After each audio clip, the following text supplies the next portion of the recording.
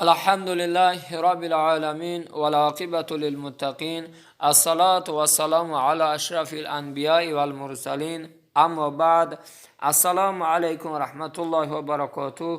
دوستان عزتمند، امروز هم بهر شما یک دعای را از جناب پیامبر صلی الله علیه و سلم بهر شما پیشکش میکنم. روز جناب پیامبر صلی الله علیه و سلم به معاذ گفت: یا معاذ، من تو را دوست می‌دارم. معاذ رضی الله عنه در جا گفت: یا رسول الله، منم شما را دوست می‌دارم.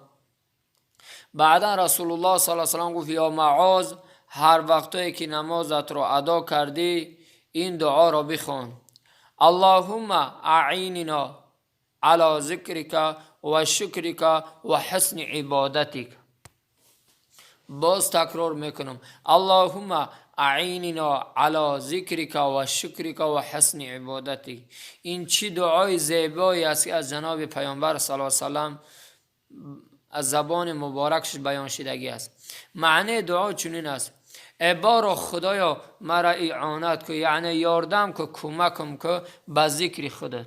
اگر الله متعال در زبان تو ذکر ندارد، تو از پیش خود ذکر الله کردن میتونی. همون را پیامبر میگه از الله کمک طلب که برای ذکر کردن.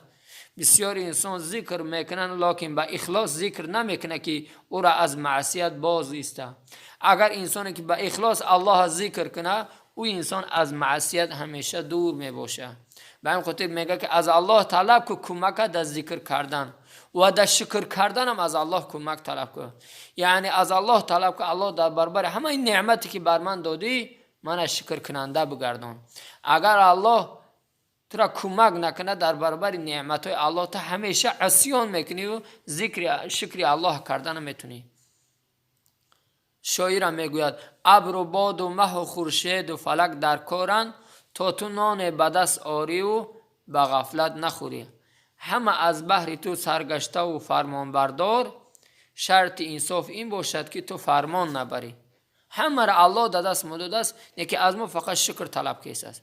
به همین خاطر این حدیث پیامبر میگه که از الله کمک طلب که در ذکر کردن و در شکر کردن و حسن عبادتی، و دعا که الله متعال در عبادتم عبادت من نیکو کردن، زیبا کردنم مرا کمک. عبادت فقط شما نماز طاقت فکر نکنید.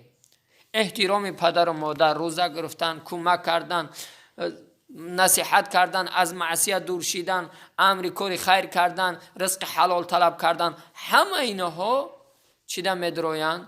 عبادت هم میدرن. همین میگن عبادت من الله متعال چی بگردن؟ نیکو بگردن.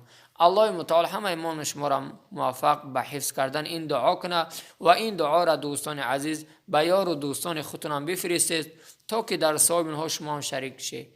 الله متعال همه ایمان شما را موفق و سربلند بگرداند.